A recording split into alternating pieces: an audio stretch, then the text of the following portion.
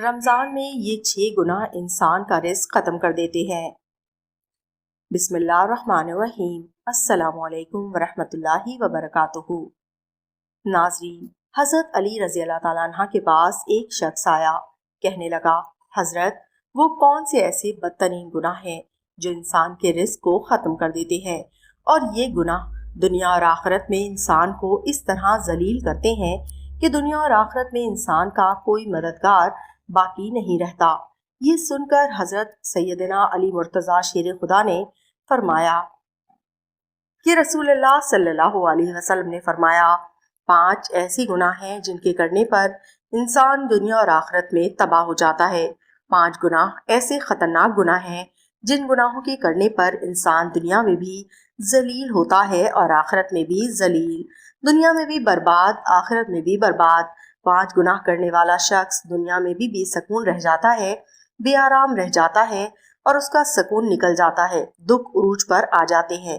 یہ 5 گناہ ایسے خطرناک گناہ ہیں جن کے بارے میں حضرت علی رضی اللہ تعالیٰ عنہ نے فرمایا، اگر تم چاہتے ہو کہ اللہ کا خاص کرم تمہارے اوپر برقرار رہے، اگر تم چاہتے ہو کہ رزق کی فراوانی ہو، کامیابی تمہارے قدم چومے، خوشحالی تمہارے قدم چومے، تو خدا را ان 5 گناہوں سے بچتے رہنا، یہ خطرناک 5 گناہ کبھی نہ کرنا۔ پوچھا گیا، حضرت وہ 5 گناہ کون سے ہیں؟ 5 خطرناک گناہ کون سے ہیں؟ حضرت علی رضی اللہ تعالیٰ عنہ نے فرمایا، پہلا گناہ سود کھانا۔ پہلا گناہ سود کا کاروبار کرنا۔ فرمایا، ہائے سود خور انسان دنیا میں بھی ذلیل، آخرت میں بھی ذلیل۔ سود خور انسان دنیا میں بھی تباہ و برباد، آخرت میں بھی تباہ و برباد۔ سود خور انسان کو کبھی بھی عزت نہیں ملتی، کبھی بھی چین کی نیند نہیں سوتا۔ سود خور انسان جو دوسروں کو ٹینشنوں میں مبتلا رکھتا ہے، خود بھی ہر وقت، ہر گھڑی، ہر لمحے ٹینشنوں میں مبتلا رہتا ہے۔ طرح طرح کی پریشانیاں اسے گھیر لیتی ہیں، طرح طرح کی مصیبتیں اسے گھیر لیتی ہیں۔ فرمایا، قیامت کے دن سود خور انسان ایسے اٹھیں گے کہ ان کے چہرے مسخ کر دیے جائیں گے۔ ایک سود خور انسان سیڑھی سے نیچے منہ کے بل زمین پر گرا، وہیں مر گیا۔ بیٹا کئی روز تک باپ کا غم مناتا رہا۔ ایک رات بیٹے نے باپ کو خواب میں دیکھا، دیکھ کر پوچھا، ابا تیرے ساتھ کیا معاملہ ہوا؟ سود خور باپ نے کہا، نہ پوچھ بیٹے، سیڑھی سے نیچے گرا تھا، بجائے زمین پر آنے کے سیدھا جہنم میں چلا گیا۔ حضرت شیخ سعدی رحمۃ اللہ علیہ تعالیٰ فرماتے ہیں، میں ایک نیا مکان خرید رہا تھا، مکان کی تلاش میں تھا، اتنے میں ایک سود خور میرے پاس آیا، مجھے کہنے لگا، یہ مکان خرید لو، عمدہ مکان ہے، اس میں کوئی عیب نہیں ہے، اچھا مکان ہے، میں آپ کا ہمسایہ ہوں، اسی محلے کا رہنے والا ہوں، آپ کا پڑوسی بن جاؤں گا، آپ کا ہمسایہ بن جاؤں گا۔ سود خور انسان مجھے کہنے لگا، میں آپ کا ہمسایہ بن جاؤں گا، پڑوسی بن جاؤں گا، اسی محلے کا رہنے والا ہوں، یہ مکان بڑا ہی عمدہ مکان ہے، اس میں کوئی عیب نہیں ہے۔ حضرت شیخ سعدی رحمۃ اللہ علیہ فرماتے ہیں، او نادان، تو کہتا ہے اس میں کوئی عیب نہیں ہے، مجھے تو سارے کے سارے عیب ہی عیب نظر آتے ہیں۔ اس نے کہا، حضرت وہ کیسے؟ آپ نے فرمایا، اس سے بڑا عیب کیا ہوگا کہ تو میرا پڑوسی ہے، اور اس سے بڑا عیب کیا ہوگا کہ ایک سود خور میرا پڑوسی، اور جہاں تجھ جیسا پڑوسی ہو وہ مکان تو مفت بھی ملے پھر بھی مہنگا ہے۔ خدارا جوانوں، اگر دنیا اور آخرت عزت چاہتے ہو، اگر دنیا اور آخرت میں عزت چاہتے ہو، اگر دنیا اور آخرت میں مقام چاہتے ہو، اگر تم چاہتے ہو کہ خوشحالی تمہارے ساتھ رہے، رزق کی فراوانی ہو، اگر تم چاہتے ہو کامیابی تمہارے قدم چومے، تو سود کبھی نہ کھانا، سود کا کاروبار کبھی نہ کرنا۔ فرمایا، دوسرا گناہ کسی نیک عورت پر تہمت لگانا۔ کسی نیک متقی پرہیزگار عورت پر تہمت لگانا۔ کسی عورت پر تہمت نہ لگایا کر، کسی کی بیٹی پر تہمت نہ لگایا کر، اس سے پہلے کہ تیری بیٹی کے اوپر تہمت لگائی جائے۔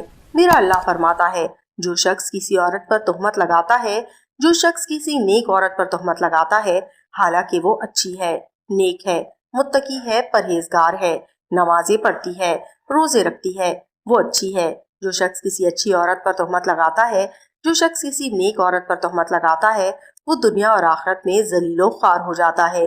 خدارا جوانوں، میں یہاں پر تمہیں ایک سونے کی تختی پر لکھنے والا جملہ دے کر جاؤں گا، اگر تم کسی کی بیٹی سے نکاح نہیں کر سکتے تو نہ کرنا، کوئی بات نہیں، خدارا کسی کی بیٹی کے اوپر تہمت نہ۔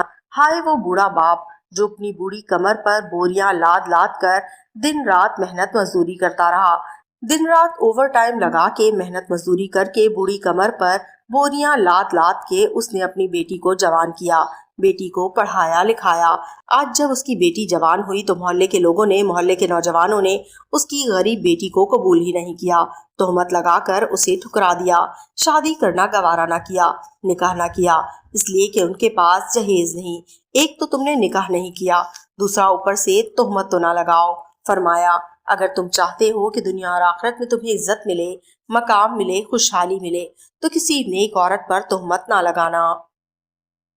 تیسرا گناہ، کسی کا مال ہڑپ کرنا، خاص طور پر یتیموں کا مال ہڑپ کر جانا۔ میں یتیموں کے سروں پر شفقت کا ہاتھ رکھتا ہوں، میں یتیموں کے سروں پر محبت بھرا ہاتھ رکھتا ہوں، اس لیے کہ جب میں مر جاؤں کوئی میری اولاد کے سر پر بھی شفقت بھرا ہاتھ رکھے۔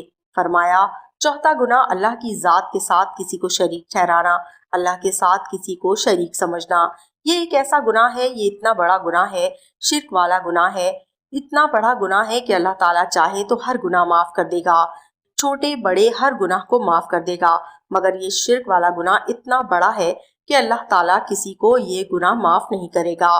فرمایا حضرت سیدنا علی مرتضیٰ شیر خدا رضی اللہ تعالیٰ عنہ نے پانچواں گناہ، خطرناک گناہ، اہم گناہ، دل کے کانوں سے سنیے گا جوانوں۔ پانچواں گناہ، کسی کے اوپر جادو کرنا۔ جادوگر شخص کے گھر کا کھانا حرام، اس کے گھر کا پانی حرام، اس کے گھر کا دودھ حرام، اس کے گھر کا نمک حرام، اس کے گھر کی ہر چیز حرام۔